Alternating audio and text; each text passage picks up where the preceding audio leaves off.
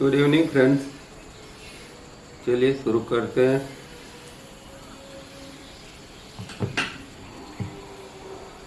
योग सूत्र पढ़ेंगे पर पहले एक छोटी कहानी देखते हैं। हालांकि ये कहानी प्रसिद्ध है। सत्यकाम और जाबाल की शायद आपने भी सुनी होगी। तो ये प्राचीन काल के ऋषियों के ज़माने की एक कथा है, उपनिषद की कथा है कि जबाला नाम की एक स्त्री थी और उसका पुत्र था। उसका नाम था सत्यकाम। और सत्यकाम जब बड़ा हुआ तो उसकी इच्छा हुई कि कोई गुरु के पास जाके आत्मज्ञान की विद्या को प्राप्त करे। इसलिए वो अपनी माता के पास जाता है और कहता है, भगवती भगवती मतलब पूज्य माता, ब्रह्मचर्य पाल के वेदाभ्यास करने के लिए मुझे गुरु के घर जाने का ख्याल आ रहा है। तो जब मैं कोई आचार्य के पास पहुंचूंगा, गुरु के पास पहुंचूंगा, तो वो मुझे मेरा नाम और गोत्र का नाम पूछेंगे। तो आप मुझे बताओ मेरा गोत्र कौन सा है। अब जबाला स्त्री थी, बड़ी हिम्मत वाली थी और सत्य वक्ता थी। वो कुछ छुपाती नहीं थी और अपने पुत्र के पास भी उसने कुछ छुपाया नहीं। तो उसने जवाब दिया कि हे पुत्र, तू कौन से गोत्र वाला है वो मुझे पता नहीं है, क्योंकि जवानी में मैं दासी बनकर कई जगहों पर काम करती थी। उस समय तेरा जन्म हुआ था, इसलिए तेरा गोत्र कौन सा है वो मुझे पता नहीं है। मैं तो सिर्फ इतना जानती हूँ कि मेरा नाम जबाला है और तू मेरा पुत्र है और तेरा नाम सत्यकाम है। तो अगर कोई गुरु पूछे तो उसको कह देना कि मैं जबाला का पुत्र सत्यकाम हूँ। तो पुत्र भी माँ की बड़ी इज्जत करता था। उसने स्वीकार कर लिया और उनको नमन करके आज्ञा लेके किसी गुरु को ढूंढने निकल पड़ा। अब उस समय गौतम ऋषि बहुत वहाँ प्रख्यात थे। तो वो गौतम ऋषि के गुरुकुल में पहुँच गया और उनको साष्टांग दंडवत प्रणाम करके कहने लगा कि भगवान, मैं आपके पास आया हूँ तो ब्रह्मचर्य का पालन करके शिष्य भाव से आपके पास रहूँगा और आप जो कहेंगे वो मैं सब कुछ करूँगा। आप शिष्य के रूप में मेरा अंगीकार कीजिए। तो जैसे सोचा था वैसा ही हुआ। गुरु ने पहले ही पूछा कि तुम्हारा गोत्र कौन सा है। तो सत्यकाम ने जवाब दिया, भगवान, मेरा गोत्र कौन सा है वो मुझे पता नहीं है। और जब मैं यहाँ आ रहा था तब मैंने मेरे माता को पूछा था कि हमारा गोत्र कौन सा है। तब उन्होंने एक ही बात बताई थी कि जब वो दासी थी और कई जगह पर काम कर रही थी, उस समय यौवन के विचरण के दौरान उसने मेरा वहाँ जन्म हुआ था, मुझे वो प्राप्त हुआ था। तो मुझे हमारा गोत्र कौन सा है वो मुझे पता नहीं है। मैं इतना ही जानता हूँ कि मेरा नाम सत्यकाम है और मैं जबाला का पुत्र हूँ। तो ये सुनकर आचार्य बड़े प्रसन्न हुए कि इतनी निर्भयता से, सरलता से जो सत्य बात थी वो बोल दी उसने। इसलिए गौतम ऋषि ने कहा कि अगर तुम ब्राह्मण न होते तो इतना सच बोलने की तुम हिम्मत न करते। इस तरह का सत्य और कपट रहित बात तो कोई ब्राह्मण ही बोल सकता है, तो तुम ब्राह्मण ही हो, इसलिए मैं तुम्हारा शिष्य के रूप में स्वीकार करता हूँ और तुम्हें जनेऊ दूंगा और आगे की साधना भी बताऊंगा। तो इस तरह ऋषि ने उसका उपनयन किया और वेदाभ्यास कराया। फिर गौतम ऋषि ने सोचा कि थोड़ी उसकी परीक्षा भी कर लेते हैं। तो उनके वहाँ जो दुर्बल गाय थी, कुछ 400 दुर्बल गायें थी, तो उन्होंने ये 400 गायों को उनको सौंपा और कहा कि इनको ले जाओ चराने के लिए, और जब तक वो 1000 न हो जाए तब तक तुम वापस मत लौटना। तो उसने गुरु को प्रणाम करके वो निकल पड़ा और कई सालों तक उसने गायों का चराने लगा और साथ में ध्यान करता रहा और जंगल के अंदर जो कुछ मिलता था तो एक तपस्वी की तरह रहने लगा। और जब 1000 गाय हो गई तब वो फिर गुरु के आश्रम में वापिस आया और गुरु उसका मुखारविंद देख के ही समझ गए कि उसने बड़ी अच्छी तपस्या की है। और फिर अंत में गुरु ने उसको ब्रह्म उपदेश दिया और इस तरह वो पूर्णता को प्राप्त हुआ। तो हमारे भारत की परंपरा में ऐसे ऋषि हो गए कि जो जिसकी सत्य के प्रति इतनी निष्ठा थी और किसी भी हालत में वो सत्य छोड़ते नहीं थे। तो इस तरह ये सत्य काम और जाबाल की स्टोरी हमें ये बताती है। अब योग सूत्र पढ़ते हैं और आज का सूत्र लेते हैं। लास्ट टाइम हमने सूत्र चौथा देखा था, बुक 4 का तीसरा और चौथा सूत्र था।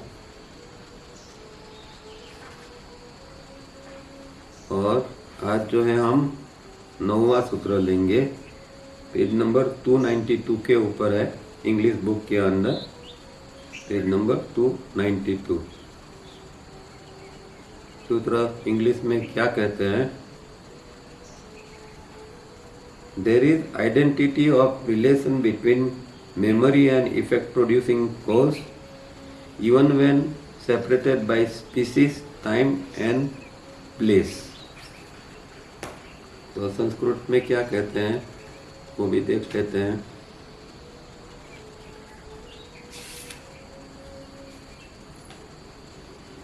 थोड़ा लंबा सूत्र है संस्कृत के अंदर। जाति देश काल व्यवहितानाम अपि अनन्यतम अनंतर्यम स्मृति संस्कारयोः एक रूपत्वात्।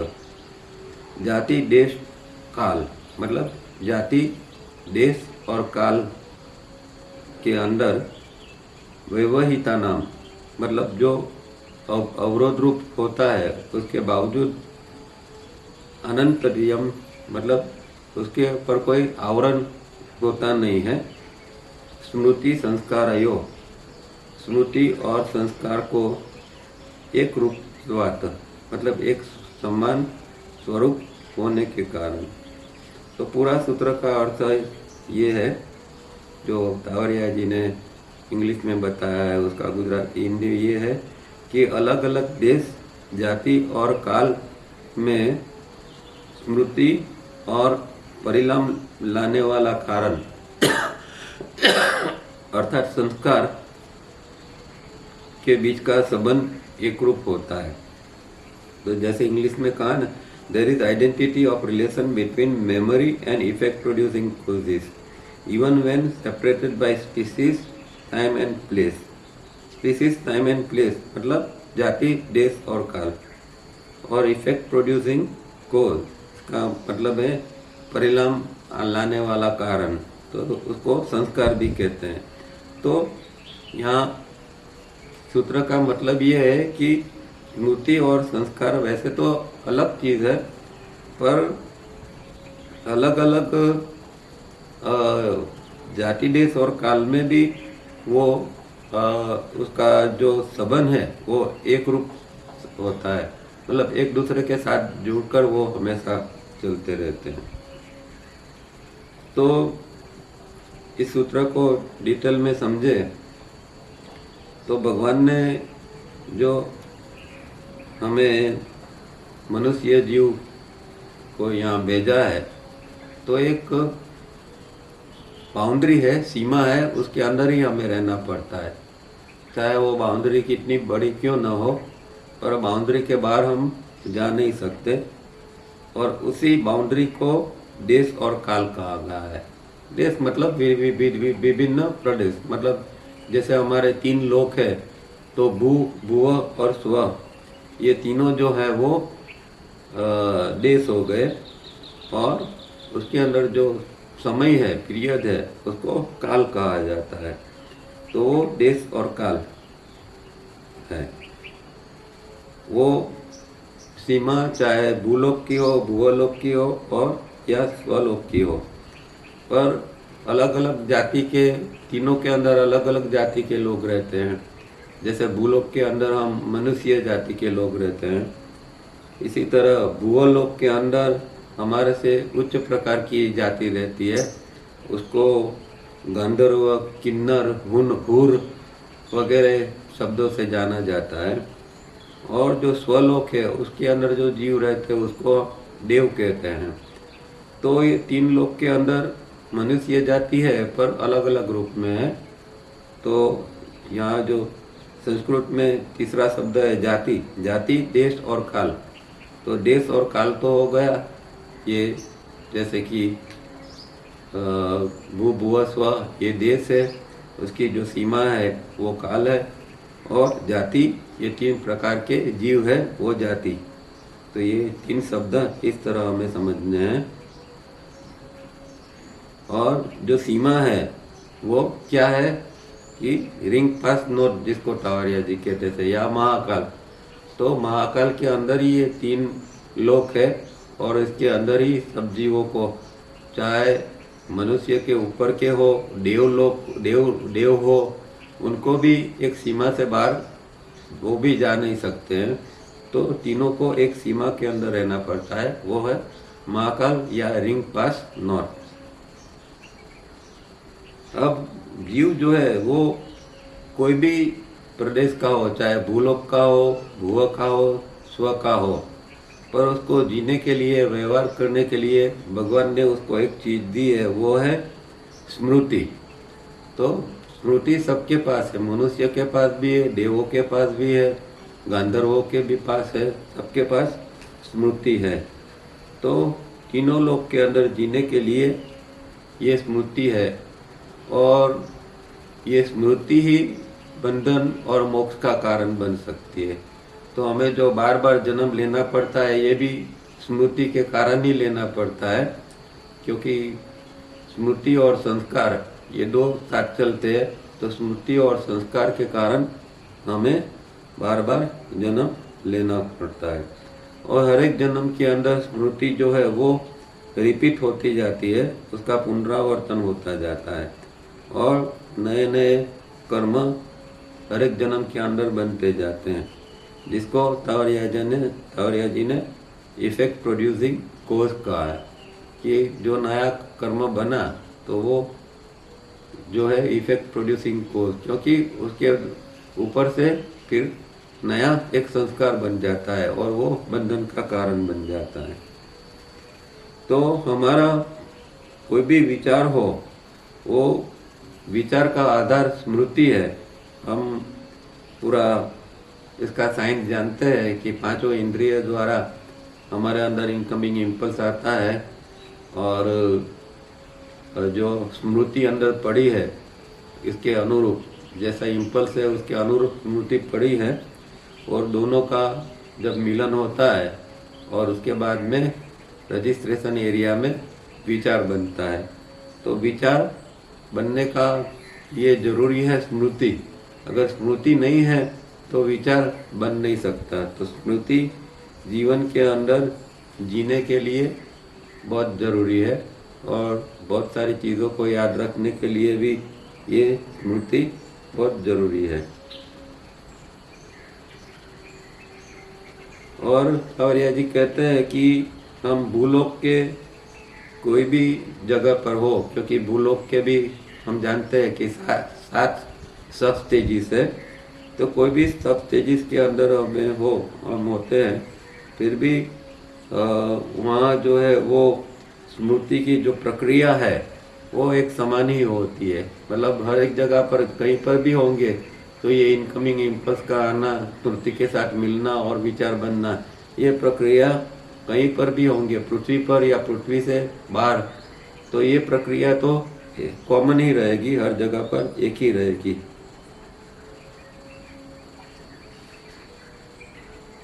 पर प्रॉब्लम क्या है कि सिर्फ स्मृति हमारा प्रॉब्लम नहीं है।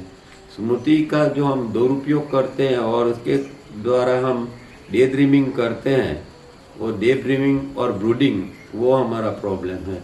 तो स्मृति हकीकत में प्रॉब्लम नहीं है। तो जो साधक है उसको काम करना है वो ये डे ड्रीमिंग और ब्रूडिंग जो निरंतर विचार हमारे अंदर चलते रहते हैं, इसको किस तरह रोका जाए, कम किया जाए, वो साधक का लक्ष्य होता है। और हम स्मृति जो चाहे वो भूतकाल की हो या भविष्य काल के विचार के रूप में हो, वो जो स्मृति है वो जो चलती रहती है वो स्मृति का एक्चुअली दुरुपयोग होता है उससे। अब ये सूत्र में स्मृति के साथ संस्कार शब्द भी जोड़ा गया है। तो स्मृति तो हमने समझ लिया, पर संस्कार क्या है? तो सावरिया जी ने यहाँ जो इफेक्ट प्रोड्यूसिंग कोज बताया वही हमारा संस्कार है, क्योंकि उससे कर्म का जो परिणाम आता है वो उससे ही आता है। तो परिणाम क्या आता है? तो परिणाम आता है अनेक जन्मों। तो संस्कार के कारण ही हमें बार बार जन्म लेना पड़ता है, अनेक जन्म हमारा होता है। इसका एक ही कारण है कि संस्कार, जब संस्कार कंप्लीटली रिमूव हो जाते हैं, कोई संस्कार बचता नहीं है, फिर जन्म लेने का कोई प्रयोजन नहीं रहता है। तो जब तक संस्कार है तब तक बार बार हमें जन्म लेना पड़ता है। और संस्कार जो है वो हम जानते हैं कि ये संस्कार हमारे ब्रेन के अंदर जो एक छोटा सा यंत्र है जिसको एक ब्रेन के अंदर है और एक दूसरा जो हमारा महाकाल के अंदर जो हमारा कोजल बॉडी है, हमारा कारण शरीर, उसके अंदर दूसरा यंत्र है। तो यहाँ से ये संदेशा भेजता है जो संस्कार है, संस्कार का कहीं रिकॉर्डिंग होता है। तो रिकॉर्डिंग कहाँ होता है? एक तो ब्रेन में होता है और इसकी कॉपी कहाँ होती है? जो महाकाल के अंदर हमारा जो कोजल बॉडी है उसके अंदर, वहाँ भी एक छोटा सा यंत्र है जो रिसीव करता है, तो वो रिसीविंग यंत्र है। तो एक कॉपी ब्रेन में रहती है और एक कॉपी महाकाल में रहती है। जब हमें दोबारा जन्म लेना होता है तो ये महाकाल के अंदर जो कॉपी पड़ी है संस्कार की, उसमें कुछ संस्कारों को चुना जाता है और फिर दूसरा जन्म नक्की होता है कि जिसके अंदर हमें कौन से कर्मों को हमें भुगतना है, कौन से सुख दुख भुगतने हैं, वो सारी चीज़ें जो है वो नेक्स्ट जन्म के अंदर जो तय होगा वो ये कोजल बॉडी के अंदर पड़े हुए संस्कारों से नक्की होता है।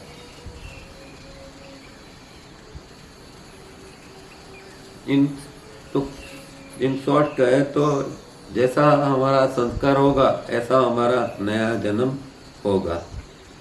और उसके साथ में तावरे जी यहाँ एक दूसरा भी शब्द यूज करते हैं, स्ट्रक्चर ऑफ एक्सेप्टेंस, मतलब कि स्वीकार का जो ढांचा है हमारे अंदर, तो ये स्वीकार का ढांचा है वही संस्कार का भी ढांचा है, क्योंकि संस्कार का ढांचा, स्वीकार के ढांचा से ही संस्कार का ढांचा बनता है।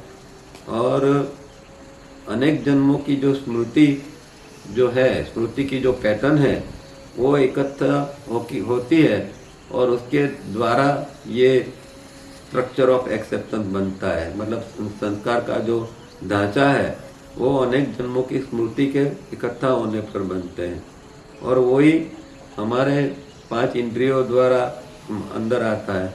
तो जिस तरह का हमारा स्ट्रक्चर होगा उसके अकॉर्डिंगली, उसके मुताबिक ही इम्पल्स अंदर आएगा। अगर हमारा स्ट्रक्चर लो है, निम्न प्रकार का है, तो निम्न प्रकार के इम्पल्सिस हमारे अंदर आएंगे। अगर हमारा स्ट्रक्चर उच्च प्रकार का है तो हमारे अंदर उच्च प्रकार के इम्पल्सिस आएंगे। तो ये जो है एक स्ट्रक्चर है और उसके साथ में उसका स्पेक्ट्रम है, वो स्पेक्ट्रम डिसाइड करता है कि किस प्रकार का इम्पल्स आएंगे, उच्च प्रकार के या निम्न प्रकार के। तो वो अकॉर्डिंग टू स्पेक्ट्रम हमारे अंदर संस्कार आते हैं और वो संस्कार आते हैं इनकमिंग इम्पल्स के रूप में। तो इस तरह हमारे अंदर जो ये पूरी प्रक्रिया जो है वो इस तरह चलती रहती है। इनकमिंग इम्पल्स से स्मृति इनकमिंग इम्पल्स अंदर आता है, स्मृति को मिलता है, विचार बनता है, विचार से फिर संस्कार बन जाता है, क्योंकि जो हमने कर्म किया उसके मुताबिक एक संस्कार बन जाता है। तो इसलिए ये सूत्र में ये समझाना चाहते हैं कि स्मृति और संस्कार अलग है, फिर भी वो एक रूप है, क्योंकि वो एक साथ साथ में रहते हैं और एक साथ में ही उसका काम शुरू होता है। और दोनों जो है वो जन्म और मृत्यु का कारण ये दोनों ही है। तो ये सूत्र हमें बताता है। अब इंग्लिश में पढ़ते हैं। This one-line sutra needs much explanation. Our thoughts are responsible for our repeated births. To form a thought, we need 1. An incoming impulse, also called the effect-producing cause, and 2. A series of near identical memory patterns based on the individual structure of acceptance. Out of millions of incoming impulses, only those are picked up for thought formation that fall within the spectrum of our structure of acceptance. A series of near identical memory patterns from within the memory pool rush out to meet the incoming impulses. Reaction takes place and we act. तो जो हमने अभी पूरी प्रक्रिया जो समझी है वही बात यहाँ उन्होंने ये पैराग्राफ में बताई है कि ये जो है वो थॉट से विचार है वही, या जिसको हम स्मृति का है वही हमारे रिपीटेड बर्थ का कारण, वही इसके जिम्मेदार है। और ये विचार की पूरी प्रक्रिया के लिए इनकमिंग इम्पल्स का आना जरूरी है। उसके साथ में जो अंदर मेमोरी पड़ी है हमारे ब्रेन के पिछले हिस्से में, इसको मेमोरी पूल कहते हैं वहाँ, तो उसका वहाँ से वो दोनों का मिलन होता है और वो जो है वो आगे जाके विचार बनता है। और अब जो इनकमिंग इम्पल्स आया वो भी किस तरह का आएगा, हमारा जो स्ट्रक्चर ऑफ एक्सेप्टेंस है, जो हमारा स्वीकार का जो ढांचा है उसके मुताबिक ये संस्कार आएंगे। क्योंकि वातावरण के अंदर तो हजारों लाखों संस्कार ये इम्पल्सिस पड़े हैं, तो कौन से इम्पल्स हमारे अंदर आएंगे। जैसे कि एक वृक्ष का एक वृक्ष का पेड़ है, तो दो व्यक्ति उसको देखते हैं, तो दोनों व्यक्ति एक ही पेड़ को देखते हैं, फिर भी दोनों व्यक्ति के अंदर इम्पल्सिस सेम नहीं आएंगे। यह एक नदी बह रही है, दो व्यक्ति नदी के किनारे खड़े हैं, तो दोनों व्यक्ति वो सेम नदी को नहीं देखेंगे। नदी तो सेम ही होगी, पर उनका जो अंदर का स्ट्रक्चर होगा उसके अकॉर्डिंगली ये नदी का जो इम्पल्स है वो अंदर आएगा। तो सबसे इम्पोर्टेंट बात जो है वो हमारा स्ट्रक्चर है। बाहर से क्या आ रहा है वो उसका पूरा आधार हमारे स्ट्रक्चर के ऊपर है। तो इसीलिए योग साधना का हेतु ही यही है कि स्ट्रक्चर को किस तरह चेंज किया जाए, उसको किस तरह बदला जाए, क्योंकि जैसा स्ट्रक्चर होगा ऐसा व्यक्ति होगा। अब एक व्यक्ति जो है वो कुछ निम्न चीज़ें देखकर उसे आनंद आता है, कुछ दुष्टता के अंदर उसको आनंद आता है, तो उसका जो स्ट्रक्चर है वो इस तरह बना हुआ है कि उसको ऐसी चीज़ें देखकर मज़ा आता है। और दूसरे व्यक्ति ऐसी है कि जिसका स्ट्रक्चर ऊंचा है, तो उसके अंदर इस प्रकार के इम्पल्स आते ही नहीं है, तो उसको वो वहाँ कोई चॉइस का सवाल ही नहीं रहता है, उसके अंदर अच्छे प्रकार के इम्पल्स ही हमेशा अंदर आते रहते हैं। तो स्ट्रक्चर जो है वो हमारा सबसे इम्पोर्टेंट है। और जैसा हमने देखा इस तरह उसका अपना एक स्पेक्ट्रम है।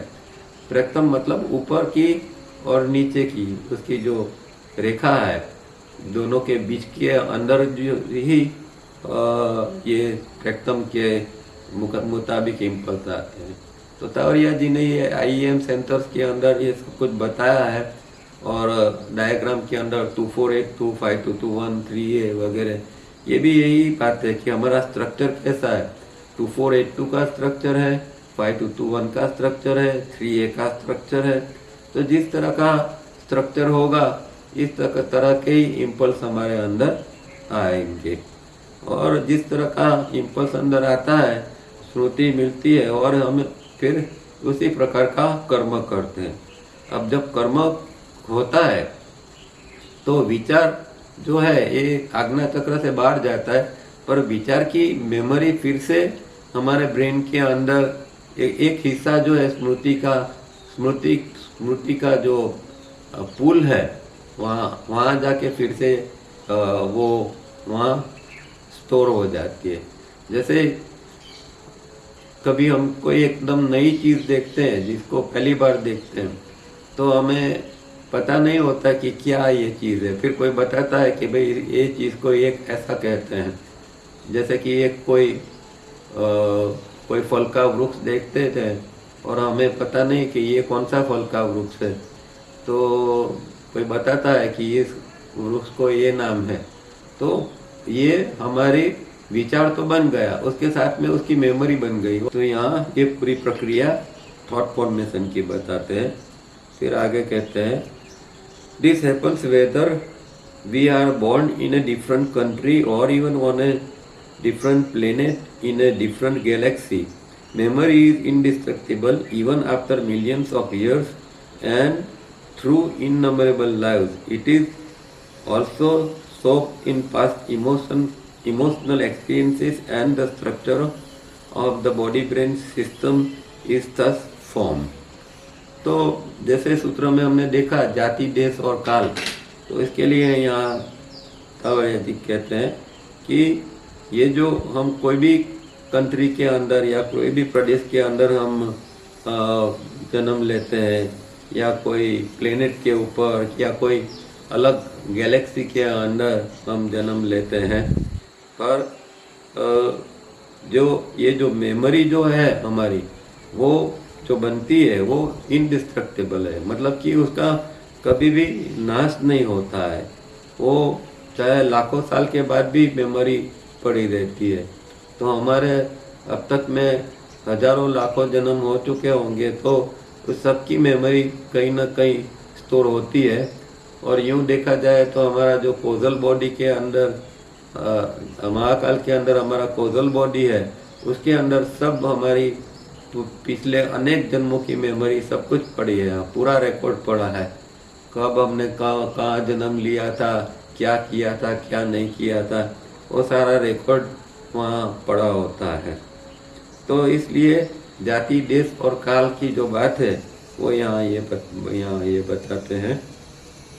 और दूसरी बात ये है कि हमारा जो मेमोरी जो है वो उसके साथ एक चीज़ बहुत जुड़ जाती है और उससे बहुत बड़ा तो नुकसान होता है, और वो है इमोशंस। तो इमोशंस जो है वो स्मृति के साथ जुड़ जाते हैं। इमोशंस का रंग जो है स्मृति के ऊपर चढ़ जाता है और स्मृति भी फिर इस तरह की बन जाती है। तो जब हम हमारे विचारों को देखते हैं तो हमारे ज़्यादातर विचार जो है वो इमोशंस बेस्ड ही होते हैं। मतलब कि उसके ऊपर कोई ना कोई इमोशंस का, या यूँ कहे कि राग और द्वेष का कोई ना कोई संस्कार हर एक विचार के पीछे रहता है। तो ये इमोशनल एक्सपीरियंस जो है वो सबसे गलत चीज़ बन जाती है। तो स्मृति अगर शुद्ध रूप में रहती है तो इतनी दिक्कत नहीं है, पर जब वो इमोशंस के साथ जुड़ जाती है तब फिर वो बॉडी ब्रेन सिस्टम के अंदर जो रहती है वो फिर बार बार उसी प्रकार के विचार को जन्म देती है। जैसा हमारा इमोशंस होंगे इस प्रकार के फिर विचार भी बनते जाएंगे। Though one cannot see memory or even the structure of acceptance, it is stronger than granite, and destruction or change by itself is not possible. Enormous efforts in innumerable lives with proper yoga knowledge enable one to ennoble the structure of acceptance.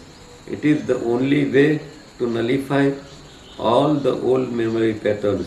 There is no easy jump, yet it must happen someday. तो ये जो structure of acceptance कैसे बनता है कि अनेक जन्मों के अंदर जो ये मेमोरी पैटर्न बनती है, वो मेमोरी पैटर्न इकट्ठा होके जो बनता है वो स्ट्रक्चर ऑफ एक्सेप्टेंस है। और कहते हैं कि ये स्ट्रक्चर ऑफ एक्सेप्टेंस इतना मजबूत होता है कि ग्रेनाइट होता है, ग्रेनाइट का पत्थर उससे भी ज़्यादा मजबूत होता है। शायद ग्रेनाइट टूट सकता है पर ये स्ट्रक्चर जो है वो न टूट सकता है न उसको हम कम कर सकते हैं। तो इसके लिए सिर्फ एक ही उपाय है कि अगणित जन्मों तक अगर हम योग का अभ्यास करते हैं और वो भी प्रॉपर योग का, जिसको सही तरह का जो योग है उसका हम अभ्यास करते हैं और उसका जो ज्ञान प्राप्त होता है, इससे हमारा जो ये स्ट्रक्चर के अंदर जो ओल्ड मेमोरी पैटर्न्स पड़ी है वो नलीफाई हो सकती है, वो साफ हो सकती है, दूर हो सकती है। तो उसके अंदर कोई तत्काल कुछ होने वाला होता नहीं है, कोई इजी जंप नहीं है कि आजकल कर लिया और कुछ हो गया, या एक दो जन्म के अंदर कुछ कर लिया और हमारा स्ट्रक्चर बदल गया। स्ट्रक्चर बदलने के लिए अनेक जन्मों तक कड़ी मेहनत करनी पड़ती है। Why does this sutra appear so late? It expresses many of nature's laws that govern the objective universe, even if it is Maya created. तो ये सूत्र क्या बताता है कि ये जो ऑब्जेक्टिव यूनिवर्स है, जो भौतिक जगत है, उसके चाहे वो माया के द्वारा बना हुआ हो ये भौतिक जगत, फिर भी वो किस तरह गवर्न होता है, किस तरह वो चलता है, उसके लॉज क्या है, ये सूत्र हमें ये बताता है। One such law says that those incoming impulses will enter your system that are identical to the memory pattern you hold and refuse to throw or burn away. Your so-called progress or your so-called yoga abhyas is useless unless you have taken proper steps to destroy or change the texture of your memory pattern. और भिक्षु empty the bottle. तो ये जो incoming ये सूत्र हमें क्या एक नियम बताता है कि हमारे अंदर जो इनकमिंग इम्पल्स आता है तो चाहे तो हम क्या करते हैं, ज़्यादातर तो उसको होल्ड करते हैं, उसको पकड़ के रखते हैं और इनकमिंग इम्पल्स आया उसके साथ में जो मेमोरी पैटर्न बनी और जो विचार बना उस विचार को पकड़ के रखते हैं और उसको फेंक देने का या उसको जला देने का हम प्रयत्न नहीं करते हैं, ना कहते हैं। तो ये जैसे कि एक कोई सुख का अनुभव हुआ, कोई घटना घटी और सुख का अनुभव हुआ तो क्या करती है मेमोरी, वो सुख की मेमोरी बना के उसको पकड़ लेती है। हमारा इसको मन कहते हैं, तो मन जो है वो इसकी मेमोरी बना के उसको पकड़ लेता है। इसी तरह कई बार दुख की मेमोरी बन जाती है और वो भी दुख की मेमोरी भी हम छोड़ते नहीं है, दुख की मेमोरी को पकड़ के हम बैठ जाते हैं। तो इस तरह मेमोरी जो बन जाती है और फिर वही मेमोरी रिपीट होती है और इसी तरह हम बार बार सुखी और दुखी होते रहते हैं। तो मेमोरी कहने का मतलब ये है कि कोई घटना घटती है तो उसकी इस तरह की मेमोरी मत बनाओ कि उससे बार बार फिर वही चीज़ सामने आए। चलो कोई दुखद घटना हो गई, किसी ने इंसल्ट कर दिया, किसी ने भला बुरा कह दिया, तो उसकी स्मृति मत बनाओ, इसको अंदर चिपकने मत दो कि अरे उसने ऐसा मुझे क्यों कहा, उसने गलत कहा, उसने ऐसा व्यवहार क्यों किया, ये गलत हो गया। हमने उसकी स्मृति बना ली तो बस हो गया, वो फिर वही स्मृति बार बार उभर के आएगी और डे ड्रीमिंग और ब्रूडिंग अंदर चलता रहेगा। तो ये एक बहुत इम्पोर्टेंट बात है कि ये जो स्ट्रक्चर जो बनता है और स्ट्रॉन्ग होता जाता है, इसका कारण यही है, यही हमारी भूल है। इस स्मृति को हम पकड़ के रखते हैं, उसको जाने नहीं देते हैं, इसीलिए हमारा स्ट्रक्चर स्ट्रॉन्ग होता जाता है। तो कोई भी घटना घटती है उसको छोड़ना सीखना चाहिए। चलो हो गया सो हो गया, अभी जाने दो, आगे बात। ऐसा कुछ हम एटीट्यूड या अप्रोच डेवलप करते हैं तो ही हम फिर ये गलत स्मृतियों का शिकार नहीं बनेंगे, नहीं तो बार बार गलत स्मृति हमें परेशान करती जाएगी। और यही इस तरह अगर हम स्मृति को खाली करते जाएंगे तो एक दिन जैसे भगवान बुद्ध कहते थे एम्प्टी द बोथ, फिर हमारी जो स्मृति है सब खाली हो जाएगी और स्मृति के साथ में संस्कार जो है वो भी खत्म हो जाएंगे। Secondly, that cycles are very long sometimes and will meet you after so long a time and in so different an area of the universe that if you are not aware of this, you may be a sad and beaten person someday. Yoga is scientific and so has to be practiced in proper sequence. अब यहाँ दूसरी बात की है वो बहुत important है कि क्या होता है कि कोई चीज़ हमने कर ली है, कोई एक इंसिडेंट बन गया है या कोई हमने कोई एक गंभीर कोई गलती कर दी है, तो ऐसी गंभीर गलती करते हैं तो वो कई बार बहुत लंबे समय के बाद में, कई जन्मों के बाद में उसका फल भुगतने के लिए आते हैं। तो अगर हम जागृत नहीं है, जब ये इम्पोर्टेंट बात यहाँ ये है कि जब कर्म करते समय हम जागृत नहीं रहते हैं तो जब कितने जन्मों के बाद वो चीज़ हमने आएगी फल देने के लिए, तो फिर इस समय हम सैड हो जाएंगे, दुखी हो जाएंगे और जैसे पीट जाते हैं, पिटाई हो जाती है, इस तरह की हमारी हालत हो जाएगी। तो यहाँ एक इम्पोर्टेंट बात ये है कि हमें हर कर्म करते समय अवेयर रहना है और ऐसा कोई गलत कर्म न हो जाए कि कोई जन्म के अंदर फिर उसको भुगतना पड़े तो हमें बहुत तकलीफ हो। तो ये बात भी यहाँ इम्पोर्टेंट है, बहुत समझनी चाहिए। तो यहाँ ये सूत्र 9वां खत्म होता है। फिर 10वां और 11वां सूत्र उन्होंने छोड़ दिया है, फिर से 12वां सूत्र लिया है, क्योंकि ये 9वां सूत्र के अनुसंधान के अंदर 12वां सूत्र है, तो ये यहाँ उन्होंने लिया है। अब 12वां सूत्र लेते हैं। The past and the future exist in the present. The form assumed in the time concept of the present is the result of developed characteristics and hold latent seeds of future quality. क्या कहते हैं समझते हैं, पहले संस्कृत देखते हैं।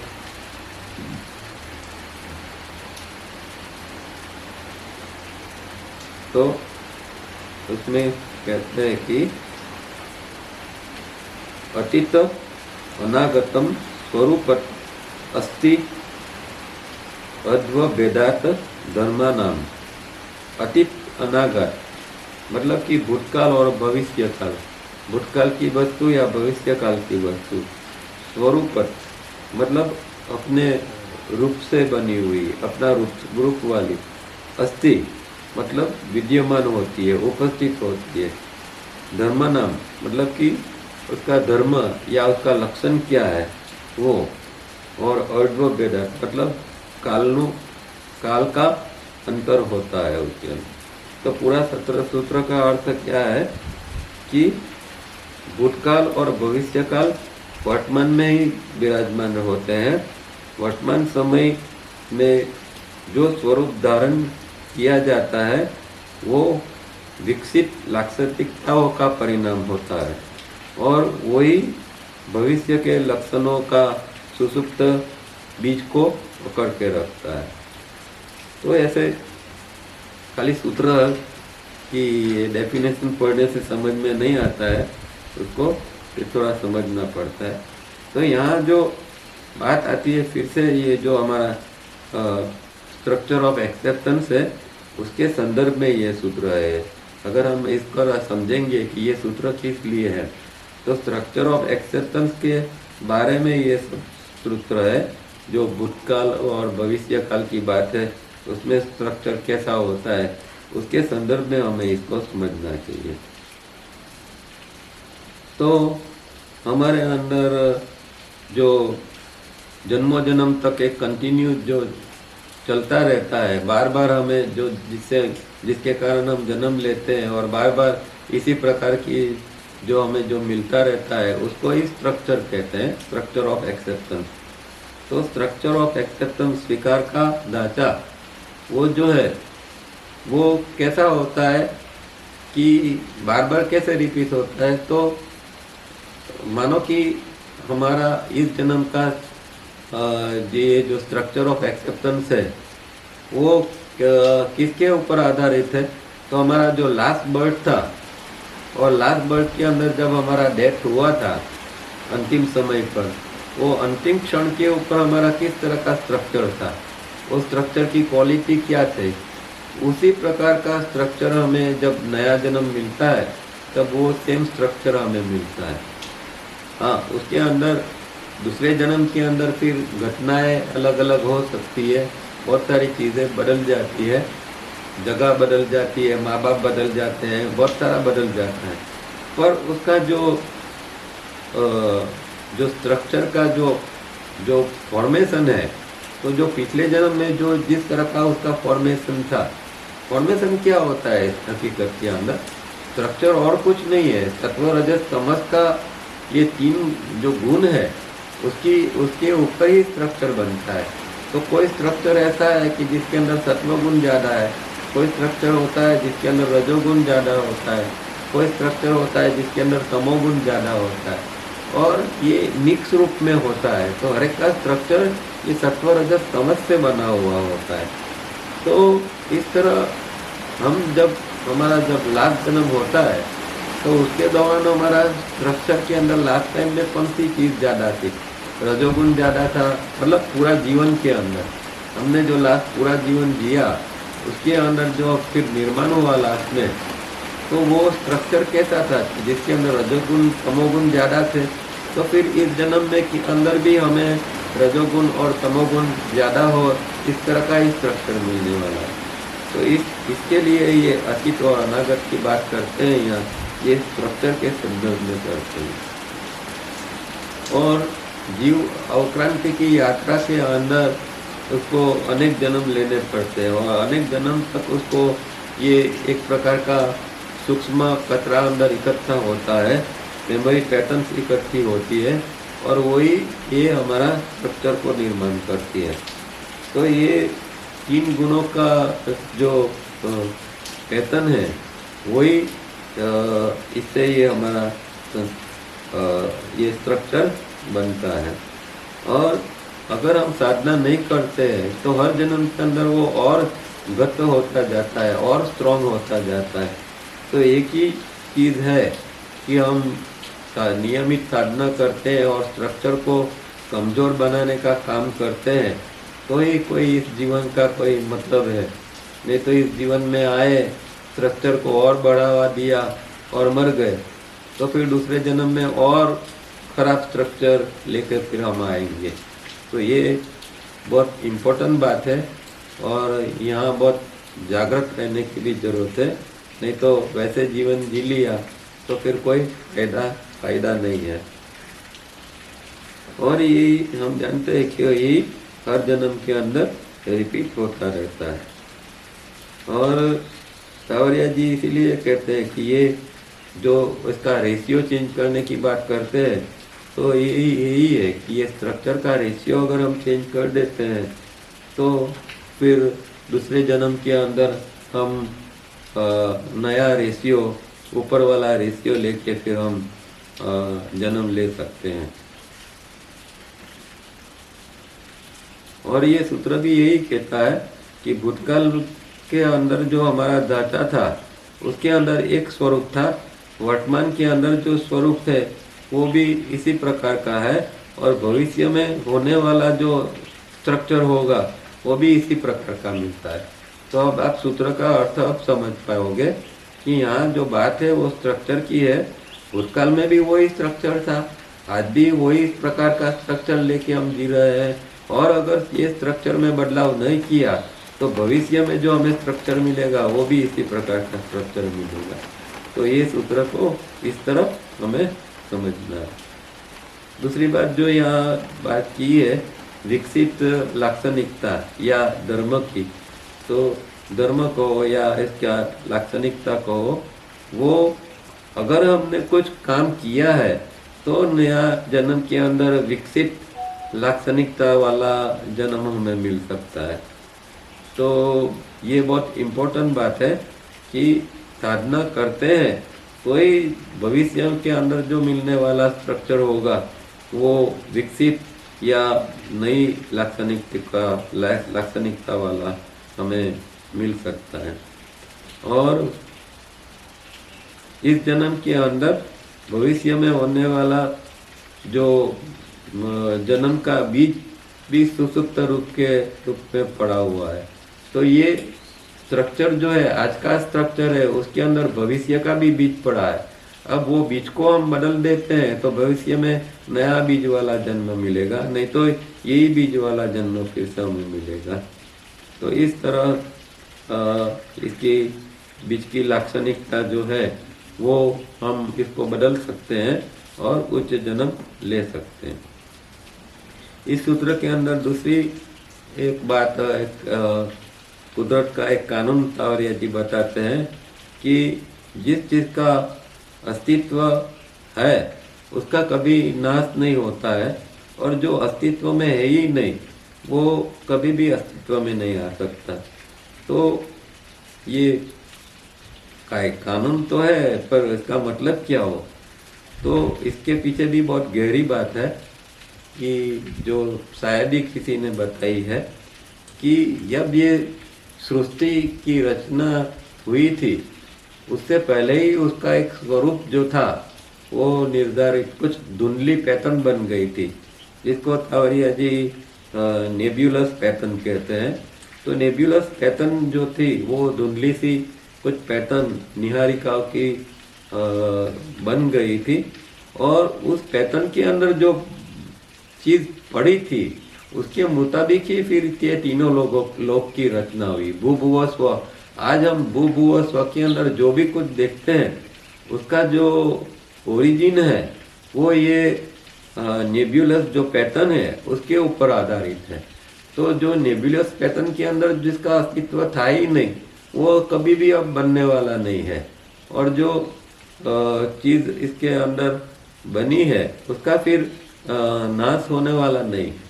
हम एक ये नाश शब्द जो है वो गलत रूप में डिस्ट्रॉय शब्द का उपयोग करते हैं। शास्त्र के अंदर सही शब्द है लय, डिस्ट्रक्शन नहीं है, लय का मतलब डिसोल्यूशन है। तो चाहे ब्रह्मांड के अंदर कोई भी चीज हो वो हमेशा उसका स्वरूप का परिवर्तन होता है, किसी का चीज का भी नाश नहीं होता है। वो चीज हमें दिखाई नहीं देती है इसलिए हम कहते हैं कि इसका नाश हो गया, ये नाश नहीं होता है, वो रूपांतरण होता है। जैसे लकड़ी होती है तो लकड़ी को हम जलाते हैं तो लकड़ी जल जाती है तो और राख में परिवर्तित हो गई, उसका मतलब ये नहीं हो गया कि उसका नाश हो गया। राख मिट्टी में मिलती है और उस मिट्टी से फिर से नई चीज बनती है। तो पूरे ब्रह्मांड के अंदर हमेशा परिवर्तन का ये सिलसिला चालू रहता है, किसी चीज का नाश नहीं होता है। तो ये बात खास हमें समझना है। ये सृष्टि का कायदा है कि लय होता है, चीजों का लय होता है और फिर से उत्पन्न होती है। इसलिए तो तीन जो स्थिति बताई है ना, सृष्टि की उत्पत्ति, सृष्टि का पालन पोषण और सृष्टि का लय, वहां सृष्टि का विनाश नहीं कहा है, सृष्टि का लय कहा है, क्योंकि लय होता है तो फिर से उसकी उत्पत्ति कभी न कभी होगी। तो इस तरह सृष्टि चलती रहती है। तो इस तरह ये सूत्र को हमें समझना है। अब इंग्लिश में पढ़ते हैं। This is very similar to sutra 9 above, but this sutra stresses the law of nature. Our present body was fabricated based on our previous final structure of acceptance, and our future body will be fabricated based on structure of acceptance we will have at the time of our death. Hence the structure of acceptance that we build is also known as sanskaras or seeds. तो ये बात हमने अभी देखी इस तरह कि पिछले जन्म में जिस तरह का स्ट्रक्चर था उसके मुताबिक ही इस जन्म में स्ट्रक्चर मिलता है, और अगले जन्म में भी उसके मुताबिक ही ये स्ट्रक्चर हमें नया मिलने वाला है। और ये स्ट्रक्चर को ही संस्कार कहते हैं या इसको बीज भी कहते हैं। Nature's law states that which exists cannot be destroyed and that which does not exist cannot come into existence. जो बात अभी अभी हमने देखी ये यहाँ कहते हैं। Because in the absolute beginning there were only nebulous patterns. The patterns will unfold. But if there be no pattern, it can never be that there can be no unfolding. तो यही बात है कि जो सृष्टि की शुरुआत के अंदर जो कुछ नेबुलस पैटर्न थी, निहारिका हो की धुंधली पैटर्न, तो उस समय उसके अंदर जो पड़ा था उसके मुताबिक ही अस्तित्व में सब कुछ बनता जाता है। आगे भी जो बनने वाला है वो ये नेबुलस पैटर्न है उसके अकॉर्डिंगली ही बनेगा। जो नेबुलस पैटर्न के अंदर नहीं उस समय था वो कभी भी उसका अस्तित्व होने वाला नहीं है, वो चीज कभी भी बनने वाली नहीं है। It is profound thought from the शास्त्र। ये बहुत गहरी बात है और नॉर्मली इस तरह की बात हमें देखने को नहीं मिलती है। ये तावरिया जी ने योग सूत्र के अंदर ये एकदम स्पष्ट रूप में ये शायद बताई है, और मैं तो पहली बार ये देखता हूँ, क्योंकि दूसरे कोई किसी योग सूत्र के अंदर या किसी शास्त्र के अंदर इस तरह की बात पता नहीं है। From the beginning to the end of existence whatever form stood at any time come into existence already existed in nebulous pattern form, and at the right time and at the right place will materialize. तो जो nebulous pattern में पड़ा है वही कहीं ना कहीं कोई न कोई स्वरूप में, कहीं न कोई समय के ऊपर वो भौतिक रूप में फिर वो चीज प्रकट होती है। The beauty is that when in nebulous pattern form, the sutra says it holds latent seeds of future quality. The qualities are imprinted in this nebulous pattern form. तो ये पहले से एक इम्प्रिंट हो गया था, उसके अंदर ये जो है वो अंकित हो गई थी। नेबुलस पैटर्न के अंदर जो कुछ जो परमात्मा ने सोचा होगा और जो नेबुलस पैटर्न उस समय बनी परमात्मा की इच्छा के मुताबिक, तो उस समय जो कुछ अंदर अंकित हुआ था, इम्प्रिंट हुआ था, उसके मुताबिक ही फिर सृष्टि बनी और सृष्टि के अंदर ये सारी चीजें बनती गई है। तो वही बात यहाँ सूत्र बताता है, it hold latent seed of future quality. तो लेटेंट सीड मतलब कि जो सुसुप्त जो बीज पड़े हैं भविष्य के बारे में, वो ये सूत्र यहाँ ये बताते हैं। Nothing is born suddenly from nowhere and nothing is ever destroyed. It goes back again into nebulous pattern form which develop qualities for the future. The sutra indicates a link between past, present and future, maintained by forms that are assumed in accordance with the structure of acceptance. To search out this sequence is yoga, but it is difficult to comprehend in the absence of yoga practices. तो जो नेबुलस से जो चीज़ बनी है और जब वो उसका लय होता है तो वापिस वो नेबुलस पैटर्न के अंदर ही चली जाती है, उसका नाश नहीं हो जाता है। और जैसे कि हमारे शास्त्र में बात आती है कि भाई सृष्टि का कई बार ये सृष्टि का लय भी हुआ है और कई बार सृष्टि उत्पन्न होती है अनेक बार, और शास्त्र के अंदर कथाओं के रूप में ये सारी चीज़ें बताई है कि अनेक बार सृष्टि का लय हो जाता है और फिर लंबे समय के बाद में फिर से सृष्टि का की उत्पत्ति होती है। तो ये सब नेबुलस पैटर्न के अंदर वापस जाता है और वहीं से फिर से ये उसके अकॉर्डेंस में उस तरह की ये चीज़ बनती है। तो ये जो हमारा स्ट्रक्चर ऑफ एक्सेप्टेंस की जो बात है वो पास्ट, प्रेजेंट और फ्यूचर की एक लिंक के रूप में ये बताता है किस तरह ये मेंटेन होती है। द सूत्र विशेष to say that as per Advaita Vedanta except for reality सत्यम नथिंग इज एग्जिस्टिंग।